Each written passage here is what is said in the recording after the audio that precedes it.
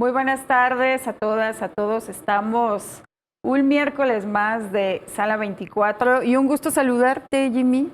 ¿Qué tal? Pues buenos días. Hoy, Gaby, día de las y los reyes Así es. y reinas del hogar. Los tesoritos que nos hacen que funcionemos, llegamos cosas, todas y todas las peques y las pecas, ¿se dice? Bueno, a las chiquillas y chiquillos, como dirían otros, muchas felicidades que iluminan los hogares, nuestros momentos tristes, también por supuesto los de gozo, que la pasen muy bien y que sea un día con mucha dicha, con mucha alegría y con muchas cosas buenas, Gaby. ¿Verdad? Sí, así es. Muchas felicidades por el Día de la Niña, del Niño. Y bueno, efectivamente, como dice Jimmy, estas personitas que nos hacen que cada día pues brille más y que pues de quienes tenemos grandes aprendizajes, ¿eh? Yo siempre he dicho, nunca hay que dudar de la inteligencia de un bebé, ya sea una bebita o un bebito, nunca hay que dudar porque desde que están en la panza creo que son personitas muy inteligentes y bueno, digo, muchas felicidades a todas las niñas, a los niños, a los no tan niños, a las no tan niñas y también a los adultos que todavía tenemos esa capacidad de asombro de como si fuéramos todavía niñas o niños. Entonces, bueno, pues muchas felicidades, digo, no solamente hoy, sino todos los días del año hay que festejar a las infancias, hay que tomarlas en cuenta, no nada más el 30 de abril. Yo creo que siempre debemos de pensar en ellas y en ellos y valorarlos, tratarlos como iguales, como debe de ser. Obviamente, respetando los ciclos y las etapas. Así es, y sobre todo pensar ahorita en los padres que tienen, fíjate, padres que tienen ahorita 90, 100 años y que ven a sus chiquitines, entre comillas, ¿verdad? Sesentones de 70, 80 años y dicen, ¡ay, mi pequeño! A ellos los ven así, por supuesto, pero ya son unos, por supuesto, ya vejestorios. Pero así es. Y bueno, tú eres el consentido de tu casa, ¿verdad? Sí, yo soy el peque, fíjate, mi papá pasado mañana va a cumplir. Eres el bebé de la familia. Pasado mañana mi papá, don Agustín, va a cumplir 99 años, fíjense, por eso lo digo, ¿no? Un saludote, jefe, allá en la casa. Sí, y pues también muchas gracias a todo el equipo con Fabi que hace posible esta emisión, Gaby. Fabi Ahumada. Todo este personal muy bien entrenado de muchas horas de trabajo que hacen posible estas emisiones y que lleguen a tan vastos públicos, no nada más en el estado y en el país, sino pasando las fronteras de los continentes, por supuesto, lo que nos da mucho gusto y orgullo. Sí, estoy de acuerdo contigo, Jimmy. Y bueno, pues yo saludo también especialmente a mi hija Atenea, que tiene 2 años de edad. Entonces, por eso les digo, nunca dudemos de la inteligencia de los bebés. Uno aprende mucho de ellas y de ellos. Y bueno, Sala 24, Jimmy dijo buenos días. Deberíamos de decir a lo mejor también buenas noches, porque el programa, ya saben que está todos los miércoles a las 17 horas, pero también nos vemos hoy miércoles a las 22 horas en la noche. Y luego nos vemos el sábado a las 6 de la tarde y el domingo a las 12 del día y también el domingo a las 8 de la noche. Entonces, ya lo saben, son estos nuestros horarios, ¿verdad, Jimmy? Un horario muy variado, pero si se pierde uno, pues ya está la opción de los otros y, ¿verdad? Si le quiere repetir o recomendar, pues está toda esta disposición de menú de horarios, que nos da mucho gusto también que tener tanto tiempo. Sí, y bueno, sin más preámbulo, vámonos a ver la cartelera de la Cineteca Zacatecas.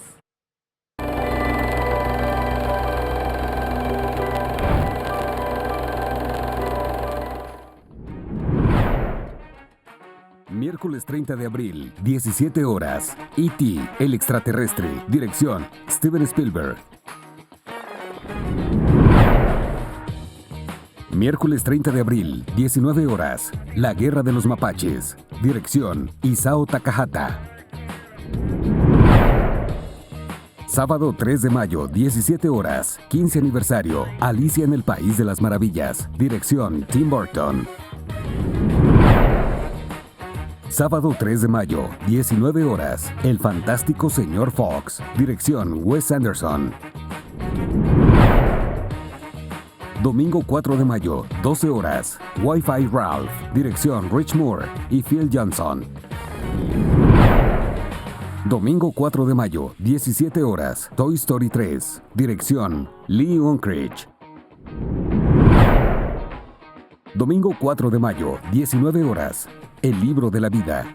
Dirección, Jorge Gutiérrez.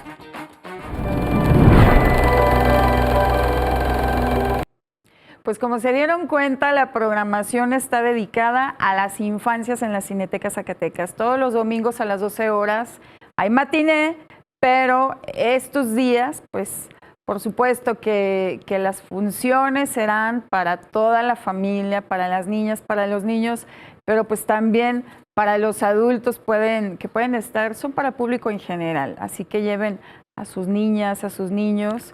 Y bueno, también es importante mencionar que el jueves y viernes, esos días no habrá funciones, para que agenden hoy, sábado y domingo. Y bueno, pues hay una película que les queremos recomendar porque creo que es de un cineasta que ha tenido pues ya una lista impresionante de películas y hay quienes lo conocen por su trabajo en la ciencia ficción. Entonces, E.T. el extraterrestre es una película que les queremos recomendar para que vayan a la Cineteca Zacatecas, que se proyecta, pues se proyecta hoy, pero que tendrá una función más en próximos días. Ya les estaremos dando el horario y el día aquí en Sala 24. E.T. el extraterrestre de Steven Spielberg nos habla de un pequeño ser de otro planeta que se queda abandonado en la Tierra cuando su nave, al emprender el regreso, se olvida de él. Está completamente solo y tiene miedo, pero se hará amigo de un niño que lo esconde en su casa. El pequeño y sus hermanos intentan encontrar la forma de que el pequeño extraterrestre regrese a su planeta antes de que lo encuentren los científicos y la policía. Bueno, pues esta película, que es una película realizada en los años 80, que seguramente muchos de ustedes ya la vieron, pero hay quienes no la han visto y creo que estas generaciones que luego están deseosas de ver el cine de los 70, de los 80, de los 90, pero que también pueden acudir a la sala, volver a ver esta película, o quienes no la han visto, que la vean y que acudan con las infancias, con los adolescentes y vayan a ver esta propuesta de Steven Spielberg, que como les digo, yo creo que él es una parte importante del cine hecho en Estados Unidos. Recordemos que él también dirigió Tiburón, que es una película que también recordamos muchos de quienes nos gusta el cine. Entonces, bueno, E.T. el extraterrestre es una opción para ver en la Cineteca Zacatecas. ¿Sí? Así es, esta película estrenada en 1982, en plena época de que se daban los arranques de la carrera aeroespacial, con estos sistemas reutilizables de transporte norteamericanos como el Columbia, el Challenger, que no eran otra cosa más que aviones adaptados con alas para salir de la atmósfera y regresar, ¿verdad? Pero era toda una novedad en los años 80 y en la época de Reagan, de este presidente norteamericano que impulsó precisamente la defensa aeroespacial. Entonces se empiezan a dar estas películas que ya tenían antecedentes, pero sobre todo las hipótesis de qué pasaría si hubiera un contacto extraterrestre, ¿verdad? Para un poco prepararnos de esta carrera aeroespacial, de cómo venía despegando y para justificar, por supuesto, los los amplios presupuestos que el Departamento de Defensa, la NASA y otros pedirían para impulsar este sistema de transporte reutilizable, que fue un rotundo fracaso. La mayor parte de ellos sufrieron accidentes mortales, por supuesto, y se cambió este sistema. Todavía lo tuvimos hace poco, que lanzó este telescopio en el exterior, el Hubble, hace ya unos 15, 20 años. Entonces es muy interesante cómo en ese ámbito se da esta película y hay que entenderla así, pero no obstante las actuaciones de los pequeños, no hay que olvidar que la pequeñita que está ahí es la actriz de Drew Barrymore, si no mal recuerdo, la niñita sería esta actriz. Y vamos a ver, entre otros, una actuación muy interesante, por ejemplo, de cómo al suceder este contacto, los niños olvidan estos peligros de los patógenos, de los microbios, de la contaminación, y se centran en la imaginación de cómo dos o más mundos se pueden hacer contacto teniendo como un denominador el amor, la amistad, la alegría, y no como los mayores, ¿verdad? Que sea el interés, las armas, el apropiarse de los conocimientos y los saberes, esas cosas. Y la película gira en torno a eso, pero en una época que se está impulsando la carrera espacial. Ojo, no olviden eso, porque pierden la esencia de lo que es la película, y eso es lo que propone Steven Spielberg también entre ese entramado de promover una ciencia ficción en torno a prepararnos de lo que venía en delante y que ahorita estamos experimentando muy ampliamente, ¿no? Fíjate que ahora que mencionas de esta actriz, el hecho de trabajar Steven Spielberg con niños, se me viene a la mente una película más reciente que por ahí salió en el 2000 y algo, Inteligencia Artificial, donde también un niño era el protagonista, que si no me equivoco también es el niño que sale en El Sexto Sentido. Entonces, pues, y esto, ¿no? De que los mete al mundo de la ciencia ficción.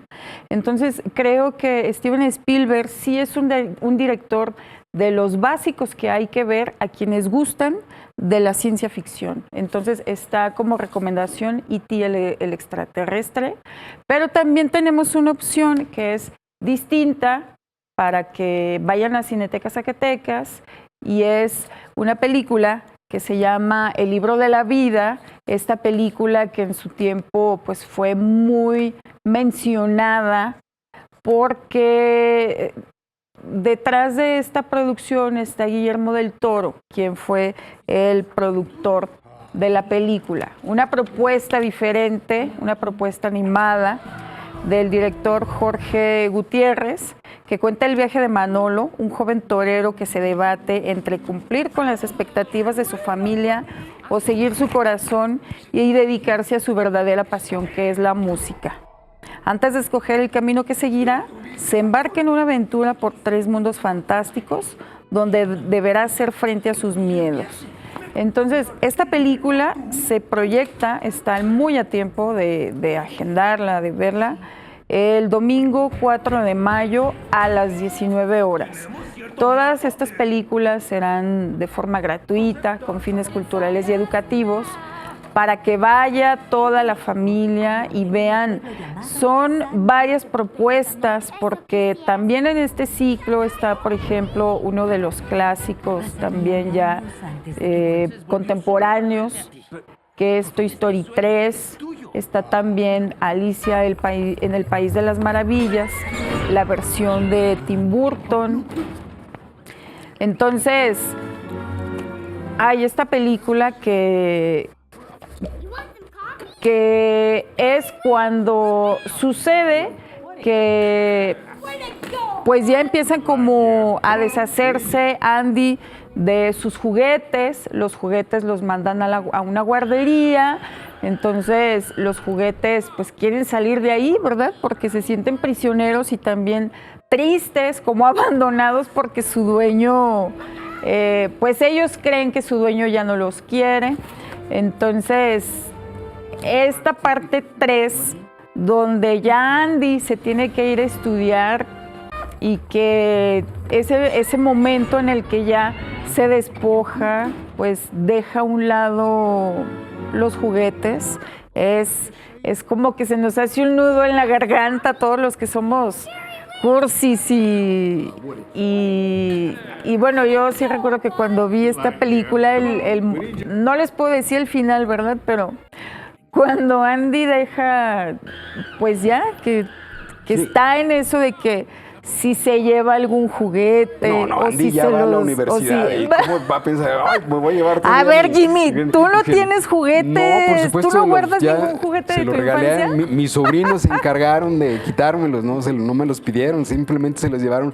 Y en este caso, bueno, Andy pues decide eso y los juguetes tienen vida propia. Es lo que imaginamos en la niñez, que sí, tienen esa vida, que hacen cosas en la noche. Por eso los encontramos al otro día en otros lugares y es la fantasía. Y que cada juguete tiene su historia, oye, digo, luego como que ya a lo largo de la historia vamos entendiendo por qué este oso malo que huele a frutas, porque es malo, ¿verdad? Entonces, el oso, exactamente. Así es. Gracias, Fabi. Y bueno, Toy Story es otra opción para ver en la Cineteca Zacatecas. Y bueno, digo, también cuando regalamos algo, en este caso los juguetes, los tiene tu sobrino, ahí en Toy Story 3 vamos a ver si sí lo regala Andy y a quién se los da, ¿verdad? Es una programación esta semana para las y los chiquitines. Es que aprovechar, llevarlos y tener paciencia y estar atentos a todas sus preguntas que nos van a hacer, y sobre todo nos da mucho gusto, vamos a tenerlos de invitados toda esta semana. Y cuidar los contenidos, que para nosotros es muy importante, por eso también aquí en el programa damos a conocer la cartelera, porque los niños actualmente les gusta ver este cine de acción que ven los adultos, que Rápidos y Furiosos, y luego les gusta ver películas de terror. Es increíble que les preguntamos y ya vieron La Monja, ya vieron las películas de Chucky, ya han visto películas sangrientas que a veces ni nosotros hemos visto. Entonces es muy importante cuidar los contenidos de las infancias. Muy, muy importante. Entonces, aquí está esta propuesta que tiene el Instituto Zacatecano de Cultura, la Cineteca Zacatecas, para que vayan a ver de forma gratuita, pues, una variedad de filmes de distintas décadas, de distintos directores, algunas películas de ficción, animadas, etcétera. Pues vamos a un receso y regresamos enseguida. Toy Story, 1995.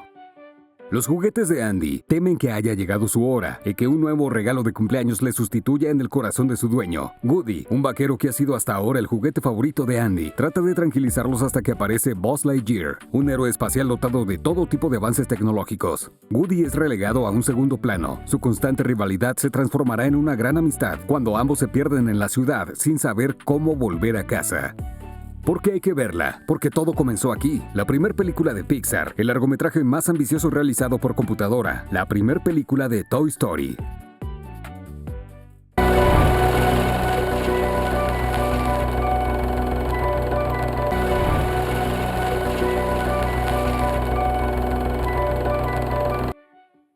Toy Story 2, 1999. Irreprochable, tan compleja en su andamiaje como ligera en su apariencia, Toy Story 2 solo es inferior al original en la medida que este creó de la nada su prodigioso universo de ficción y sus carismáticos pobladores. La secuela basa gran parte de su instantáneo encanto en el reconocimiento, que no en la reiteración, pero consigue sumar a su elenco virtual un puñado de carismáticas nuevas presencias, en especial el pack de compañeros country western de Woody, e introducir estimulantes mejoras técnicas como la que atañe a la representación de los personajes humanos. El villano coleccionista es en este sentido memorable. ¿Por qué hay que verla? Porque fue el regreso de Buzz, Woody y compañía y comenzó la tradición de que las secuelas de Toy Story fueran las mejores de Pixar. Regresamos a Sala 24 y bueno, pues ahora vamos a ver una pequeña cápsula que les tenemos preparadas precisamente por el Día de la Niña y el Niño, que pues es sobre dibujos animados. Blancanieves y los 7 enanitos, 1937. Con ella empezó todo. Estrenada hace ya más de 80 años, Blancanieves y los 7 enanitos fue una película revolucionaria para el estudio, siendo la primera en utilizar captura de movimiento para su animación. Por no hablar de que Blancanieves fue la primera princesa de una larga estirpe real, entre las mejores películas de Disney de animación, como son las princesas Disney. Érase una vez una princesita llamada Blancanieves. Su madrastra, celosa de su belleza, la echa del palco donde vive, arrojándola a un bosque con la intención de que la devoren las alimañas. La madrastra vuelve a consultar con su espejo mágico para saber si es la más bella, pero este contesta que lo es Blancanieves. Sale al bosque a buscarla y descubre que vive en un bosque con 7 revoltosos y simpáticos enanitos. Pocahontas, 1995. Aunque la verdadera Pocahontas no era como Disney te la enseñó, Pocahontas puede contarse entre las películas más recordadas de la edad dorada de Disney de los años 90. La intrépida protagonista, parte importante de la nueva generación de princesas guerreras del estudio, nos lleva en un viaje de mensaje anticolonialista. Durante la colonización inglesa del estado de Virginia, el capitán John Smith es nombrado gobernador inglés de esa parte del Nuevo Mundo. Este se enfrenta a los indios y le confunden con un dios, ya que sus rudimentarias armas no consiguen perforar su armadura. Smith se enamora de una princesa india, Pocahontas, dando así comienzo a una etapa de comprensión y entendimiento entre razas. La Bella Durmiente, 1959. Si hablamos de los grandes clásicos de Disney, no puede faltar La Bella Durmiente, no solo porque se basa en una historia muy popular entre los cuentos infantiles, de la princesa que queda dormida y solo despertará con un beso de amor verdadero, sino porque también forma parte importante de la simbología y legado del estudio. Hay una gran alegría en el reino, porque el rey Stefan y su esposa han tenido una hija, la princesa Aurora. Las hadas buenas, Flora, Fauna y Primavera, otorgan un don a la princesa. Fauna el de la belleza, Flora el de poseer una buena voz, pero antes de que Primavera pueda otorgar el suyo, aparece Maléfica, una bruja perversa que profetiza que la recién nacida se pinchará con una aguja y morirá a los 16 años. Primavera solo tiene tiempo de ratificar la profecía. No morirá, sino que quedará sumida en un profundo sueño del que despertará hasta que reciba un beso de amor. Cenicienta, 1950. ¿Cuántas versiones tan variadas hemos tenido de Cenicienta? Sin embargo, el cuento de Charles Perrault encontró una de sus adaptaciones más icónicas en esta película animada de Disney, con canciones para el recuerdo y un romanticismo que sentaría muchas bases en el estudio y también en su público. Cenicienta es una muchacha que vive con su madrastra y sus 2 hermanas. Mientras ellas disfrutan los placeres de la alta sociedad, Cenicienta se encarga del resto de tareas. Friega, cocina, barre, plancha, pero todo puede cambiar gracias a la aparición de su hada madrina. Y dentro de esta programación para las niñas y niños, una película que está pues también apuntada y que no deben de perderse es el fantástico Señor Fox, una película del director Wes Anderson del 2009, en el que narra pues la vida de un astuto zorro llamado Fox, que es, en la voz original es de George Clooney, de este actor, y este señor parece llevar una vida idílica con su esposa y su hijo Ash, pero por las noches el señor Fox se dedica a robar gallinas, patos y pavos en las granjas vecinas. Por este motivo los granjeros deciden cazarlo, basado en un famoso libro para niños de Roald Dahl. Entonces vamos a ver aquí esta precisamente animación tan interesante, y sobre todo en estas películas la voz juega un papel determinante por el timbre, su tono, su gravedad, y hace las delicias del público imaginando precisamente esas personalidades que las acentúan, precisamente sus caracteres, Gaby, y nos hacen viajar precisamente por cómo son y hacer más interesante la escena, la trama. Entonces es muy divertido pues ver las acciones, los personajitos, pero con estos timbres de voz que son muy interesantes. Sí, esta es una recomendación para que vayan a la Cineteca Zacatecas. La película se proyectará el próximo sábado 3 de mayo a las 19 horas, si no me equivoco, sí, 19 horas. Entonces, el fantástico Señor Fox de Wes Anderson es una propuesta animada y pues que viene a ser parte de la cartelera de la Cineteca Zacatecas. Como les decíamos, es una programación muy diversa, películas animadas, películas donde hay actores, actrices, y que los niños también vean un cine diferente. Yo creo que también esto es importante, que vean cine de otros países con historias que aunque yo siempre digo que aunque las historias sean de otros lugares, que luego hay relación con el país donde vivimos. Pero bueno, digo, en este caso es una película donde los animales son los personajes y bueno, también me parece interesante esta propuesta de que Wes Anderson incluya a los animales, y es Wes Anderson que también ya tiene una amplia filmografía. Entonces, vayan a ver El Fantástico Señor Fox, se la recomendamos, que vayan a la Cineteca Zacatecas. Y bueno, continuando con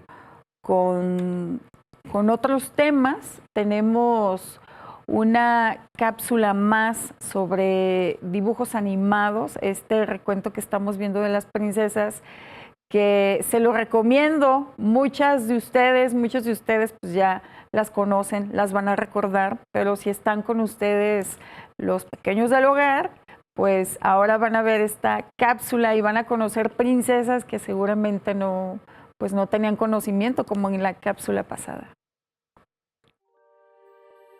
1951. Una de las historias más icónicas de todos los tiempos, la escrita por Lewis Carroll, se encontró con la animación de Disney para dar como resultado una de las películas infantiles más exitosas de los años 50, con reinas que cortan cabezas, sombrereros locos y gatos misteriosos que saben más de lo que dicen. Esta historia y sus muchas lecturas siguen siendo todo un clásico. Una niña cae profundamente dormida leyendo un libro. Tras esto se introduce en un mundo extravagante y diferente, en el que se verá envuelta en un sinfín de aventuras con personajes de todo tipo. La Sirenita, 1989. Con Ariel empezó todo. Las canciones de Howard Hashman hicieron entrar al estudio en una nueva etapa llena de magia, espectáculos de nivel de Broadway e historias de todo tipo. Hasta Bajo del Mar, para muchos, debería estar aún más arriba en este ranking de las mejores películas de Disney de animación. La más bella sirena de la familia real siente curiosidad por el mundo de los humanos, tanto que pide a sus amigos el delfín y la ballena que le cuenten cosas de los hombres. Cierto día ve en un barco a un apuesto príncipe al que una tormenta arroja al mar. La sirenita lo salva y acompaña hasta la orilla. Mulan, 1997. Posiblemente una de las películas más revolucionarias de Disney, Mulan es un icono feminista, una ruptura con el legado de las princesas clásicas para representar a una heroína de pleno derecho, que vive un proceso de autodescubrimiento sin que el romanticismo sea un pilar fundamental de su viaje. Aunque claro, ahí está el guapo de Shang. Tiene canciones y personajes inolvidables. El implacable Shang Yu, jefe de los Hunos, encabeza la gran invasión de China, seguido de su vasto ejército. El emperador, que cuenta con una gran popularidad, se ve obligado a reclamar a un hombre de cada familia para unirse al ejército imperial. Mientras tanto, en una aldea lejana vive Mulan, hija única de la familia Fa. Se hace pasar por un hombre para entrar en el ejército en lugar de su anciano padre. Comienza así su duro entrenamiento a cargo del capitán Shang y su camino para convertirse en la salvadora de China. La Bella y la Bestia, 1991. Fue la primera película de Walt Disney Pictures que consiguió una nominación al Oscar a la mejor película, midiéndose con las apuestas de acción real, y es que por algo es una de las mejores películas del estudio, un cuento de hadas hecho realidad que la música de Howard Hashman convirtió en un espectáculo digno de Broadway. Bella es una joven muchacha que vive en una pequeña aldea junto a su padre, un viejo loco idealista que no para de crear inútiles inventos. Un día, tratando de encontrar a su padre, que se ha perdido en una tormenta, la joven llega hasta un extraño castillo habitado por objetos animados y una bestia que antes fue un príncipe embrujado por un hada. Y dentro de este menú infantil y de diversas y varias propuestas, destaca también la película japonesa La Guerra de los Mapaches, que es también una película animada del director Isao Takahata. Aquí vamos a ver que ante la inminente destrucción de un frondoso bosque cercano a una ciudad, cuyos dirigentes quieren construir en su lugar una urbanización, los mapaches que viven en el bosque intentarán sabotear la operación para así conservar sus hogares. Esto es, pues, fíjense, por el año 1994, es un antecedente de esta defensa, sobre todo de estos nichos ecológicos, de la defensa de la naturaleza, cuando todavía no había mucha preocupación mundial sobre estos espacios de la biodiversidad.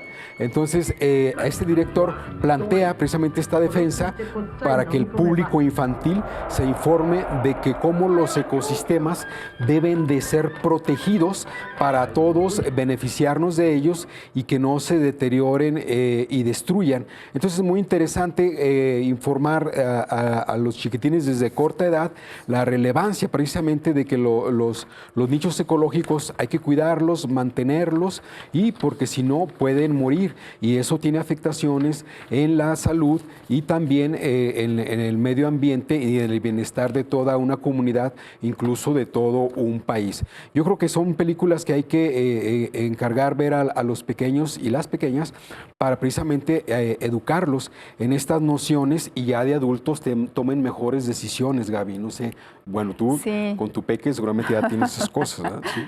Sí, bueno, La Guerra de los Mapaches se proyecta hoy a las 19 horas. Terminando el programa, alcanzan a llegar perfectamente a la Cineteca, y es una propuesta más de un director, Isao Takahata, que es el mismo director de La Tumba de las Luciérnagas. Entonces, creo que Isao Takahata y Hayao Miyazaki son de los principales, digo, Isao Takahata ya falleció, desafortunadamente, pero son de los principales directores y creadores de estos estudios conocidísimos en los que seguramente ustedes hicieron una fotografía en semanas pasadas. Entonces, La Guerra de los Mapaches es una recomendación más para ver en Cineteca Zacatecas. Y continuando con otros contenidos, nos vamos ahora ya a las noticias nacionales e internacionales, pues el Festival de Cine de Monterrey, que se efectuaba cada año y que este año sería, pues ya el año pasado llegaron a la edición número, ya eran 20 festivales hasta el año pasado. Nació, si no me equivoco, en 2005. Entonces salió un comunicado por parte del festival de que la edición número 21 se efectuará hasta el próximo año, hasta 2026. Esto quiere decir que este año no habrá festival, se pospone hasta el próximo año. Sin embargo, comentan que seguirán trabajando, impulsando a las producciones, el talento. Pero digo, es una triste noticia porque es un festival que ya estaba muy consolidado. Creo que después del Festival de Cine de Morelia, del Festival de Cine de Guadalajara, de Guanajuato, pues creo que era uno de los que también ahí seguía entre los importantes. Sí, sobre todo hay que recordar que por el estado próspero de Nuevo León, tiene una inversión, un presupuesto muy relevante.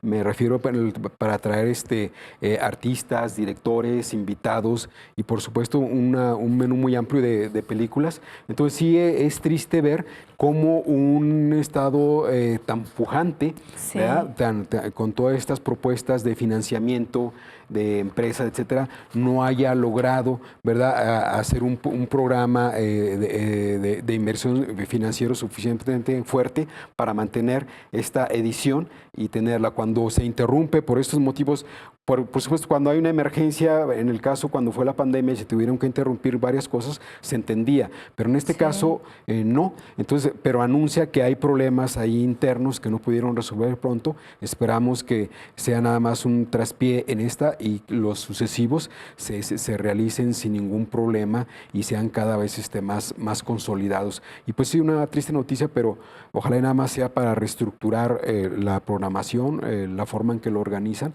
y siga adelante haciéndose mucho mejor que las anteriores emisiones, que era muy bueno, es muy bueno.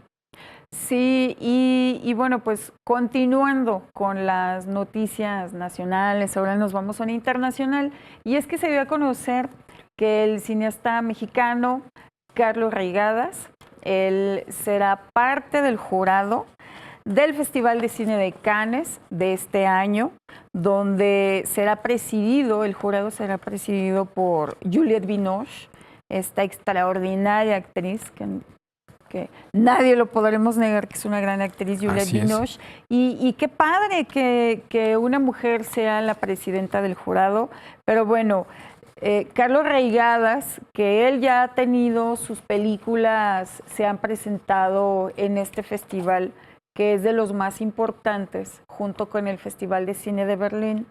Y Carlos Reigadas, que recordemos también que por su película Luz Silenciosa obtuvo el premio del jurado. Entonces, ahora él será jurado en esta edición, al lado de, bueno, obviamente, de Juliette Binoche, de la actriz Halle Berry, del coreano director y guionista Hong Sang-soo, que me llama la atención, fíjate, porque Hong Sang-soo, él cada año es como de los que no faltan en el Festival de Cine de Berlín, que en estos últimos años, Hong Sang-soo, sus películas son seleccionadas en la competencia oficial. Entonces, ahora verlo de jurado en el Festival de Cine de Cannes, obviamente, pues también ha sido partícipe en años atrás. Entonces, pues pues qué padre, ¿no? Es una muy buena noticia y un buen indicador. Es un buen indicador de que el cine mexicano tiene esta influencia y este reconocimiento, este peso, esta presencia, que sean invitados. No es el primero, Gaby, por supuesto. Así es. Pero saber que es un director mexicanos que han estado en el muy jurado. joven. Incluso también se nos hace raro porque hay otros más consolidados con mayor trayectoria y que no le quita peso a Reigadas, por supuesto. Fíjate, pero uno esperaría ver otros que estuvieran ahí porque se la han ganado más, ¿no? Seguramente es porque él ya ha sido ganador en el Festival de Cine de Cannes, con Luz Silenciosa ganó, y ha habido más mexicanos que han sido parte del jurado. Recordemos que Alejandro González Iñárritu, si no me equivoco, hace unos años fue presidente del jurado. Creo que Gael y Salma también han sido parte del jurado. No recuerdo si Guillermo del Toro. Pero bueno, un mexicano va a ser parte del jurado, entonces de alguna manera México ahí va a estar presente. Así es, también está representado y esas son buenas noticias y como digo, muestra un poco la salud del cine mexicano, que nos da mucho gusto tener esta presencia y este respaldo y este reconocimiento, por supuesto. Sí, y bueno, pues se llegó el momento de ir a la segunda pausa, pero volvemos. Toy Story 3, 2010. Últimamente ha habido un fastidioso tópico asociado a las secuelas. Sistemáticamente se promociona cada entrega como más oscura que la anterior. En Toy Story eso es, por fin, absolutamente cierto. Los nuevos personajes, el oso Lotso, el galán Ken y un perturbador bebé gigante, no solo suman caracterizaciones de altura, sino también turbiedad y facturas emocionales. La película nunca deja de divertir, desarticulando situaciones tipo y recursos enfáticos en nuestra memoria cinéfila, pero toca la estratosfera cuando imparte lecciones magistrales de elocuencia animada, a través de la latinización gestual de Buzz Lightyear o de la forzosa transformación del señor cara de papa en un sufrido señor tortilla. ¿Por qué hay que verla? Porque somos muchos los que creemos que 10 años después, Toy Story 3 es una obra maestra de Pixar.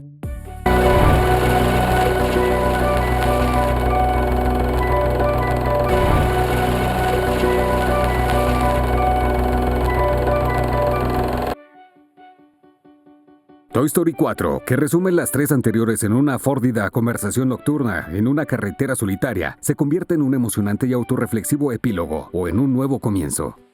¿Por qué hay que verla? Porque el personaje de Forky al mismo tiempo da una lección sobre el valor de la fragilidad y una demostración de que la mejor animación no es solo hiperrealismo. Regresamos y ya estamos aquí nuevamente en Sala 24, que se pasa rapidísimo el tiempo, Jimmy. Vuela, y más en este día, ¿no? Tan alegre, Gaby. Sí. Y bueno, pues estamos, hace ya unos días, pues falleció el Papa Francisco y ahorita ustedes, si quieren estar en casita, y si tienen plataformas, hay algunas películas, por ejemplo, está Cónclave, están la película de los dos papas. Entonces, Cónclave, que tuvo varias nominaciones al Oscar y que ya tuvimos oportunidad de verla, es una película que les queremos recomendar. Es una película dirigida, por un cineasta ya experimentado, Fernando Mireles. Entonces, Cónclave, en esta película, quienes no estamos como muy metidos en cómo son los procesos, cómo es todo este sistema que se maneja para elegir a quién será el Papa, bueno, pues si ven Cónclave, aquí se darán cuenta pues que llegan todos los cardenales que hacen una especie de reuniones en privado, alejados, encerrados, y que ahí votan para elegir a quien será el Papa. Ya luego esta señal muy conocida, ¿verdad? Que sale humo blanco y es porque ya se eligió al nuevo ya pontífice. Está quien, así es. Y precisamente bajo teoría, ¿verdad?, de elementos conspiratorios, de poderes subterráneos, fácticos, que están detrás y que son los verdaderos que dictan quién va a ser o dan las orientaciones de quién debe representar al máximo representante de Dios en la tierra. Y esto da, como te digo, Gaby, muchas teorías que ya han sido populares en otras películas del pasado, en series. Por ejemplo, todos recuerdan la del Código Da Vinci, por ejemplo, que son las más cercanas, y otras, por supuesto. Pero aquí vamos a ver, y tenemos que tener elementos centrales, que la Iglesia Católica tiene agendas pendientes por resolver de muchos siglos y de mucho tiempo. Un problema muy enorme que tiene mucha influencia en la actualidad es el problema del aborto, de si ciertos segmentos de la Iglesia o ciertos segmentos de la sociedad católicos lo apoyan, otros no, y son elementos que van a dar una orientación de qué tipo de papado va a haber, si va a ser un papado conservador, un poco liberal o muy restringido, ¿no? Esto tiene que ver lo que está detrás y las conspiraciones que suceden y por qué van a llegar, por qué deben, según ellos, de llegar uno y no otro, ¿no? Por qué de cierta orden, que si va a ser jesuita, que si franciscano, que si carmelita, que etcétera, y cómo tiene su fuerza repartida en el mundo. Pero es muy interesante el director cómo juega para que nosotros, los espectadores, veamos y reflexionemos sobre todos esos problemas. Hay problemas, por ejemplo, en Norteamérica, Gaby, muy fuertes. Por ejemplo, cómo la Iglesia impulsó esta educación que fomentaba la educación religiosa, pero arrancaba a la gente originaria. Por ejemplo, descendientes de indígenas en Norteamérica, por ejemplo, de grupos cherokees y de otros, que los arrancó de sus hogares, se los llevó, y muchas veces, Gaby, son cosas escandalosas porque los asesinaban. Estamos hablando de fines del siglo XIX, principios del XX, los asesinaban y los sepultaban en las escuelas, en los sitios donde hospitales, etcétera, y esto se ha venido conociendo, y ahora exigen todos estos grupos indígenas originarios reparaciones a grandes distancias que no se resuelven solamente con dinero, sino se necesitan disculpas, etcétera, y todas estas cosas se juntan en otros países como Latinoamérica o incluso en Europa, y son demandas que tiene la sociedad y que empujan a resolver y que la Iglesia tiene que reconocer, y como por ejemplo en otros países el problema de la pederastia, que no se toman en cuenta y que están ahí y que la sociedad misma católica empuja para que lo resuelvan, y son presiones que valen o están ahí presentes para saber que el Papa qué orientación va a tener en la siguiente nominación, y es todo lo que está ahí, y son lo que los directores exponen, precisamente lo que cuenta para definir quién va a ser. Mira, a mí la película sí me gustó, Cónclave me gustó mucho. Es una película que te mantiene, como dicen, ¿no?, el filo de la butaca, que te mantiene, pues es una película que obviamente te entretiene, pero te mantiene como en este suspenso de qué va a pasar, qué va a pasar, qué va a pasar. Y que tiene grandes actuaciones. Digo, está Ralph Fiennes, que es un extraordinario actor. Pero es una película que, sin decir el final, es después de toda esta odisea que sucede en el cónclave, es una película que tiene un final muy esperanzador, muy de igualdad, de equidad. Entonces, digo, la película de principio a fin te atrapa en todo momento y ni quieres distraerte. Digo, se disfruta obviamente más en la pantalla grande, pero también si lo ven en los monitores que tengan en su casa, en las pantallas, también se disfruta mucho.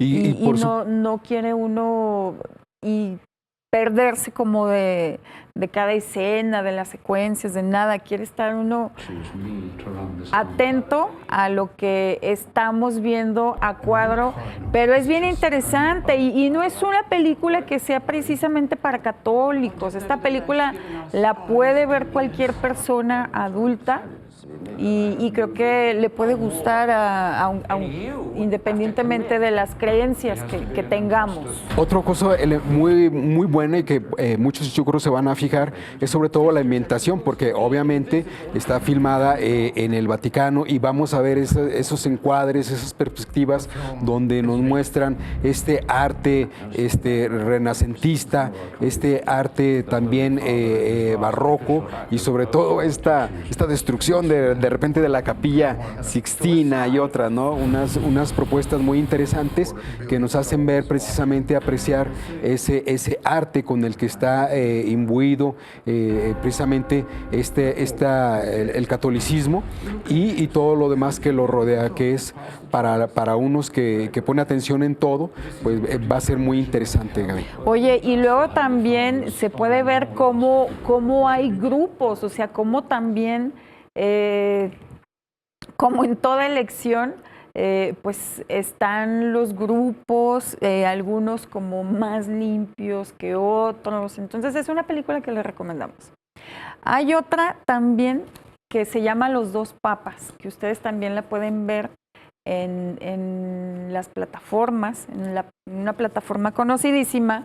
Y esta de Los dos papas, donde por supuesto cuenta con una actuación buenísima, Anthony Hopkins, quien interpreta a Benedicto, al Papa Benedicto. Entonces aquí vemos a los dos papas, a Benedicto y a Francisco, pero cuando Francisco es papa, y cómo llega, perdón, cuando Benedicto es papa y cómo llega Francisco.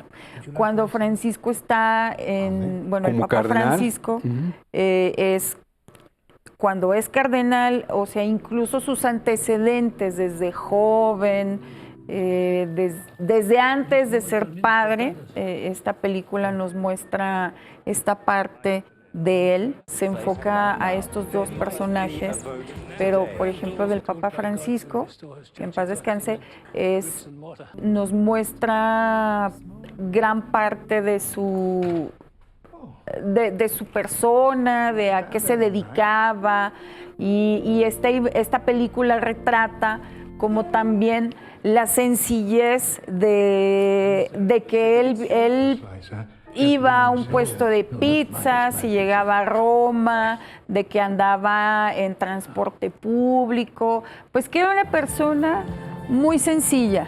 Y también la relación que tuvo antes con el Papa Benedicto. Hay incluso una escena donde están viendo fútbol. Así es, echándose unas chelas. Así es, tomándose unas chelas y bueno, pues el Papa Francisco, que era aficionado al fútbol, y le pregunta a Benedicto, bueno, es que ¿a usted no le gusta el fútbol? Ni cuando juega ni cuando es el Mundial, cuando juega la selección de Alemania, porque pues Benedicto, recordemos que era de Alemania, y el Papa Francisco de Argentina. Entonces le dice, muy posiblemente el próximo año, estamos hablando de ese años, la final sea Argentina y Alemania. Así es. Sí, es una película muy interesante del director brasileño Fernando Meirelles, de 2019. Y aquí, a al contrario de la otra, quiere ver un ambiente más cordial en los orígenes de ambos papas que tuvieron, sobre todo Ratzinger tuvo un papado más breve y también tuvo que renunciar por motivos de salud y lo sucede Francisco. Entonces narra esa transición y el director utiliza elementos, material de archivo documental para narrarnos fragmentos de sus antecedentes. Hay que recordar, por ejemplo, que Francisco es hijo de padres migrantes italianos que migran a Argentina y sabemos ya después los orígenes de mucha humildad, de mucha pobreza, que el ambiente que va a tener Francisco y que lo va a marcar en su vida para cómo va a ser en sus hábitos, pues muy modesto, muy ahorrativo, y que va a tener va a favorecer la política que ayude a los pobres. Recordemos que en Argentina, por ejemplo, es muy difícil de creer, pero el presidente actual de Argentina, Javier Milei, lo llamaba con todo desprecio, ¿verdad? El representante, fíjese usted, televidente, ¿cómo lo llamaba? El representante del maligno en la tierra, así llamaba a Francisco Milei, porque lo odiaba, porque por su opción por los pobres, por los menos favorecidos. Entonces tenían ese encuentro, precisamente, ¿no? Entonces vemos cómo es alabado en todo el mundo, muy favorecido por muchos sectores, y en su propia tierra, ¿verdad? Su propio presidente lo despreciaba por este favoritismo, por este acercarse a los pobres y pedir que se optara y se hiciera más, se les ayudara con programas sociales, etcétera, ¿no? Con clínicas y no quitarles sus apoyos, etcétera, ¿no? A ver, yo ya me perdí. Fernando Mireles dirigió... los dos papas. Los dos papas. Y Cónclave Edward Berger de una película inglesa. Claro. Yo hace ratito creo que volteé. A lo mejor se invirtió ahí la cosa. Sí, y hay otro... Hay un documental dirigido por Wim Wenders, que recordemos que Wim Wenders dirigió París, Texas, ha tenido pues ya un trabajo también impresionante como director, y él hizo un documental que se llama Papa Francisco, un hombre de palabra, que también lo pueden ver en esta plataforma conocidísima. Entonces, este documental pues obviamente sí se enfoca más al Papa Francisco, que tiene testimonios de él, lo estuvo entrevistando, como que le hizo una entrevista y aprovechó para hacer distintas cuestiones.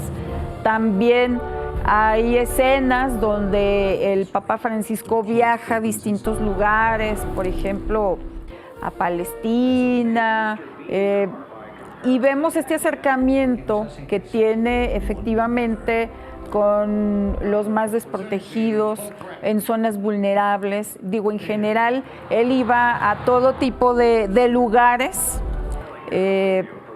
pero él efectivamente, como tú lo mencionabas, Jimmy, pues uno de sus enfoques es ayudar, era ayudar a los pobres. Él tenía esta filosofía de no ser ostentosos, de ser como lo más sencillos posibles, y esto él siempre lo decía en sus discursos.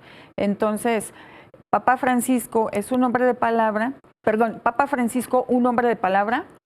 Este documental se lo recomendamos también, está en la plataforma. También hay una serie en la que participan varios directores jóvenes, pero donde Martin Scorsese también tiene mucho que ver en la creación de esta serie, que tiene el testimonio tiene testimonios del Papa Francisco y todo gira como en torno a él, pero también hay testimonios de personas mayores de 70 años, mayores de 80 años, que entrevistan, y uno de quienes entrevistan, de quienes sale también en este documental, es el director Martin Scorsese. Y pues él, por ejemplo, se pueden ver imágenes donde una de sus hijas lo está entrevistando, se ve su esposa, y recordemos que también hace años Martin Scorsese estuvo en el Vaticano, lleva a su esposa, quien tenía, no sé si todavía tenga Parkinson, entonces fueron a visitar al Papa, y el Papa, en esta serie, por ejemplo, hay un testimonio que se me hizo muy interesante.